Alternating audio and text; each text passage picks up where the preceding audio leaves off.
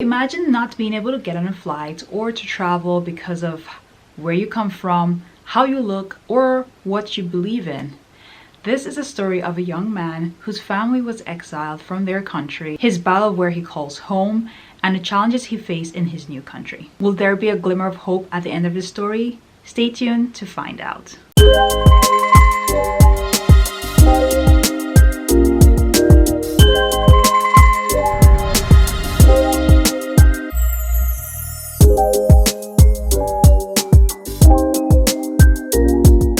I was born in Tucson, Arizona. We didn't really live there. My father was a political prisoner. He spent 5 years in prison in Libya before he escaped prison and lived on the run for some time. So we were based in Sudan up until my mother was maybe 7 or 8 months pregnant with me. We went to the States. I was born in Tucson, Arizona. We kept it moving. My brother was born in Pittsburgh. We didn't really live there. And I ended up growing up in Lexington, Kentucky, which sounds random, but this organization was based in Africa, decided to come to the States and look for a place to live. They chose Lexington, Kentucky. So I grew up in a community of political dissidents in Lexington, Kentucky. My first few years of life were all around, like I said, until we got settled. We were in the UK, we were in Egypt, we were in Sudan. And currently I am moved out of my place in Chicago because it's COVID. I'm not touring anytime soon. I didn't want to be stuck in one place. So I'm just using this opportunity to travel around a bit. And you know, whatever money I was paying towards rent in Chicago, I'm just trying to cap myself and do that elsewhere. So we spent a good chunk of time in Mexico, in Senegal. I'm currently living in an Airbnb in Louisville, Kentucky until the first week of March, and we'll see where we're at after that. How do you say that affected you growing up? Like, would you say that you always felt like the definition of home was varied, or did it affect the way you look at life and so on? Yeah, I think I've just kind of come to terms with my definition of home. Growing up, we always knew that Libya was our homeland and that we were from there. And we weren't really like other immigrant communities that come to the United States and they're coming for school or education and they're coming to build a life here. We were actively trying to go back to Libya. We always had our eyes set on Libya. But with that said, it was obvious, you know, when I went there, even if you try to dress the same or try your hardest to look the same, they know as soon as you step off the plane, they know that you're not from there, you know? Mm-hmm. So I'm from Libya, or maybe I'm of Libya, but not from Libya. I have an attachment to Kentucky, but I'm still obviously was an outsider there in school and stuff. So as I've gotten older, I started to realize that home maybe is not a physical place, but is more of a mental place. And for me, my home is my people. So when I'm with certain groups of people that I feel I can laugh with, I can be vulnerable with, I can truly be myself, then I feel at home. So I might be home when I step into my grandmother's house, and it could be when she lives in Kentucky, or it could have been back in the day when she was living in Saudi Arabia and I'd go visit her. So for me, I think home is just mental. In 2013, Kayem's life took a drastic turn. He found out in a very abrupt way that he could no longer travel with ease. So finding out itself is a mission, because with the no-fly list, you're never actually told, hey, you're on the no-fly list. That's one of the difficult things about it. You know, when you try to check in at the airport for your flight, they're not even allowed to say you're on a no-fly list. They're only allowed to say you can't get on this flight. I'll try to keep it as short as possible, but it started in 2013. I was coming from a family friend's wedding in Toronto.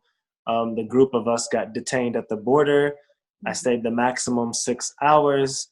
They told me they were transferring me to another agency. They put me kind of in a jail cell in the border.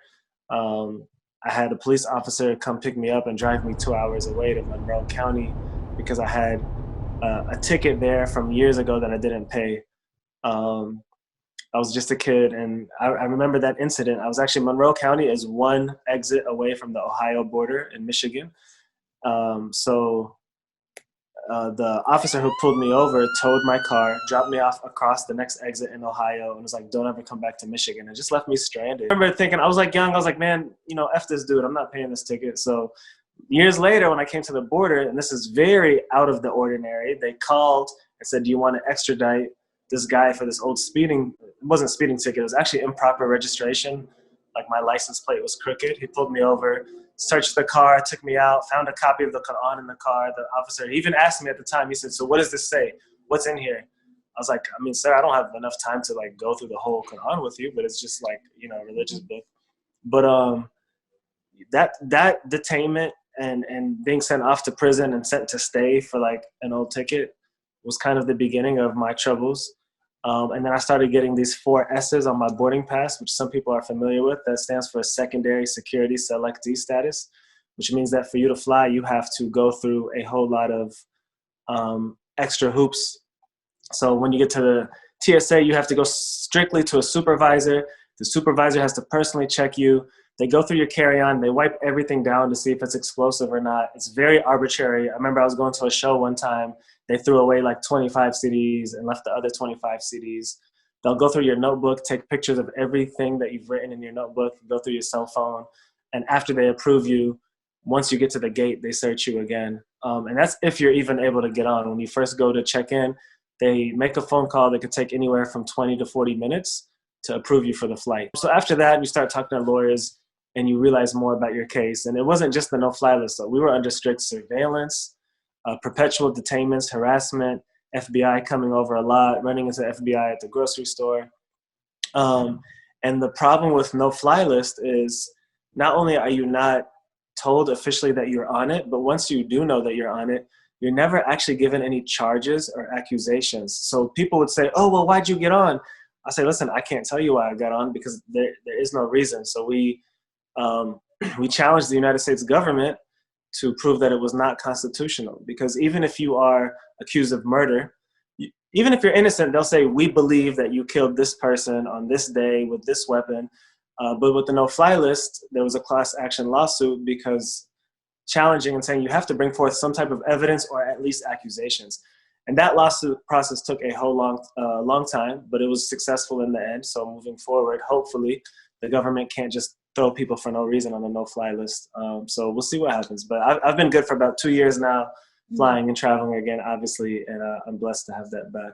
On January 6th, the infamous Capitol Hill riots took place, leading some of the rioters to be placed on the no-fly list. Kayem compares his experience with the Capitol Hill rioters. Those people there were people put on a no-fly list for actively infiltrating a federal government building. For us, we're put on the no-fly list. It's just because. I mean, I had people visit me, just friends, and then when they left, their boarding pass had 4 S's on it. They were just thrown on because they visited me. I was thrown on because who knows, maybe because in those days, like, my Libyan background, you know, things were happening in Libya with the revolution and stuff. I really don't know. But it's very unfortunate when you compare it to, you know, the crocodile tears I see of people who stormed the federal building and how could they do this to us? And I'm a patriot. Meanwhile, we've been living this life without even as much as an accusation. Forget a false accusation, not even an accusation. It's really hard to swallow. Kayem is known for his talent, songs, and performance. How was he able to fulfill his career during these challenging times? Was he finally able to travel again? I'll be honest, the pursuit of my passion was null and void. My whole career was sidelined. I wasn't really able to, my lawyer was like, don't even use social media. I would try to do one thing, a bunch of feds show up. I couldn't make money. The biggest tour of my career was canceled. And some people had paid deposits. I owed money because I couldn't get on a plane and go. So I'd love to tell you that I pursued my passions, but I didn't. And I actually got into a pretty dark place at one point. And it was different than, you know, at the beginning of coronavirus, I had a huge tour that was canceled because of COVID. And I just pivoted, you know, it's out of our hands. And I ended up during quarantine creating some of the best art that I've ever created. And I can't wait to release it. But with the no-fly list, it was just a different situation. I wish I could have said I took those 4 years to craft my work and everything, but I just became antisocial. I'm an extrovert at heart. I'm always somebody who believes in cultivating community, meeting new people. My house is always the house people gather in. And I went far away from that. I became very paranoid, very restricted in who I speak to, very short with my words. And so the short answer, I didn't really pursue or create anything creatively for a long time, actually, as a result of what was going on. And how do you feel being able to like finally travel again without having to worry? about what you went through before? It's like I found myself, and it's funny, you talk about home.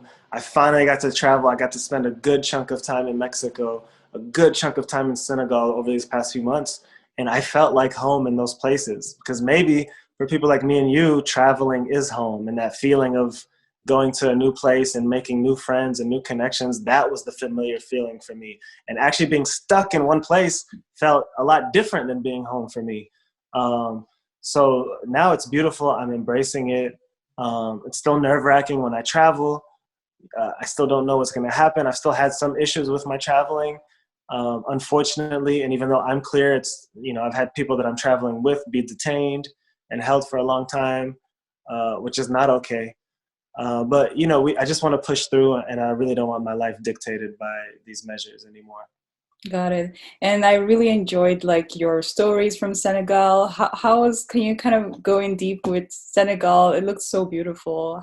How was it? I mean, it's such an amazing place, and I had so many questions. I'm like, Senegal? Why Senegal? And they don't understand. I mean, especially here in the United States, people are very American-centric. In Senegal itself, it's a destination for a lot of people. A lot of Europeans go there, a lot of French people. There were a lot of Lebanese people. It's one of the top surfing destinations in the world. But for me, I just came across a people who were the most unapologetically comfortable with themselves than I have ever felt. There was no sense of this Napoleon complex or wanting to be like the colonizers. I mean, one of the weeks I spent with a good friend of mine, Amandala, who's a journalist, and he is not Senegalese. He's from the UK of Trinidadian descent, and he lives in this little village there of the Lebu people. And we didn't have running water most of the day, usually 2 hours in the morning, but he lives with the most breathtaking view of the ocean. But he's in a village, like a village, and I would walk outside. I obviously don't look like the people there, and even if I looked exactly the same, they would still know that I'm not from there, just how we talked about earlier. And it got to a point where I was almost not insulted, but I was almost surprised at the lack of looks I got. Like, I thought people were really gonna be like, oh, what's this guy doing here? But everybody's just chilling. They go about their business. They're all friendly with one another. You find a lot of different belief systems within Senegal, and people who believe things that are very different of what others in Senegal believe. And if this kind of dichotomy existed in other countries, there would probably be wars and fights and battles. But it doesn't exist there. It's a very live and let live place, very hospitable. I can't tell you how many meals I attended in people's homes where they also had other people who they never met in the homes, who just kind of were in the streets or lived around. It's very common to see that you don't really have poor neighborhoods. You could have a very poor house or even structure that was built next to a mansion, and oftentimes you'll see these kids of these two families become best friends. And the kid from the more poor family gets to go eat very nice meals that they would never have out at nice restaurants with the other family. But on the same token, the other side of the token, the kid from the privileged family may go eat in the poor kid's house and meet his family. And so there's less otherizing there. People are more familiar with one another. Not to say that there's no class system at all, but people are very open to one another. They're open to outsiders, to guests, and it's just a phenomenal place. I highly would recommend anybody to look into going to Senegal. There is this misconception that North Africans and Sub-Saharan Africans are vastly different in cultures, lifestyle, and so on. Kayem shares his thoughts on that. I can tell you how many people, Libyans, were messaging me and say, oh my God, this looks exactly like Libya. This looks so much like Libya. And I saw cultures, I had friends there who are Senegalese, don't know much about Libya, who are wearing Libyan clothes, and vice versa. There's so many influences that all of us have on one another that we may not even notice. So a lot of it reminded me of Libya, from the way people dress, the way they act, the hospitality, but more than anything, just aesthetically, the way the roads look like, the way the beaches look like, the way the storefronts are, the way the taxi cab drivers treat you. It felt like home. It was so similar. So now the big question is, who is Kayem? I'll just say storyteller above all. I'm a rapper and a recording artist, but I don't restrict myself to those mediums. I'll dabble in journalism or filmmaking or whatever I need to just tell a story and share it. So I would say if I had to pick one hat, I'll say storyteller since it encompasses all of that. To wrap this all up, Kayem has a treat for us. I'll share a quick verse. This is an older song that I had called Cloud Conversations, and it's just making an analogy with clouds and rain and adversity in our life. Excuse me. I talk to the clouds in the gray sky, trying to persuade them to let me stay dry. Cause I know when it rains, it pours, you get to solving all them problems in the brain of yours. The raindrops start to huddle, and then they form a puddle. It's starting out will settle, but next thing you know, it's trouble. Now you got a full-blown storm on your hands, but you come out at the end as more of a man. And once you feel the pain grow, be patient. Then you'll see the rainbow. And that's what I told one fella. When it rains hard, faith is my umbrella. Stand under mine when the sun don't shine and the thunder cries. And you wonder why if this life don't treat you fair. But God don't place a burden on us more than we can bear. So I done laughed at pain more than one time. I know after rain comes the sunshine. And I done faced my fears and tasted tears, but those ain't wasted years. So the combination of confrontation and complication leads to congregations of condensation, which makes rain. The conservation and compensations of paper chase to be like the stars, so constellations could take blame. Follow the law, I follow a law, and then I hit it adhan and I follow the call. You think you cursed to be worse than the person immersed in perversity. You purpose be to personally overcome the adversity. So rise up.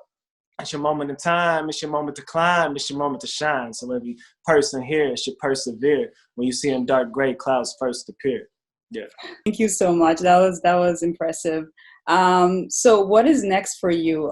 Do you have any projects coming up that you would like to let people know? Yes, I have not released music publicly, literally for a number of years. So, and I was making music before all the No Fly List stuff under the name Khalid M. So these will actually technically be the first KM releases. And as I said, I worked all 2020. I think I have a lot of new music that's going to be very different than what people expect of me. So I'm hoping either February or March to stop releasing. And I'm also releasing a documentary called Sing Freedom. My first ever trip to Libya, there was a film crew of 9 people who followed me, retracing my father's footsteps. He passed away when I was younger, so I went to the prison where my uncles were held. I went to the mountains where my father escaped to and carved his name and date inside the side of the mountain and got to touch those. I met a lot of my family for the first time, and that's all captured within this documentary. So Sing Freedom, new music coming up this spring, and I'm looking forward to it. And where can people find you and support you? Right now, across platforms, it's all This Is Kayem, Kayem. I'm on IG the most. I'm actually on Clubhouse probably the most now, but of the ones that everybody's on, Instagram, Twitter, anything, is This Is Kayem, Kayem. Thank you, Kayem, for sharing your story. I hope you learned something new today. I know I did. Most of the times we see stories about the Muslim ban, Muslims that are discriminated for their beliefs and so on, but we never get to hear their story. It's always from the view of the computer screen. We're just always hearing about Muslims, but we never hear from Muslims. And this story changes that, because you finally hear our point of view, our story, how these policies affect us. If you have a story that you would like to share, feel free to comment down on the comment section below. Let me know your thoughts. Do you like videos like this or stories like this? Let me know as well in the comment down below. Thank you again for watching, and I'll see you next time. Bye. Hasta luego.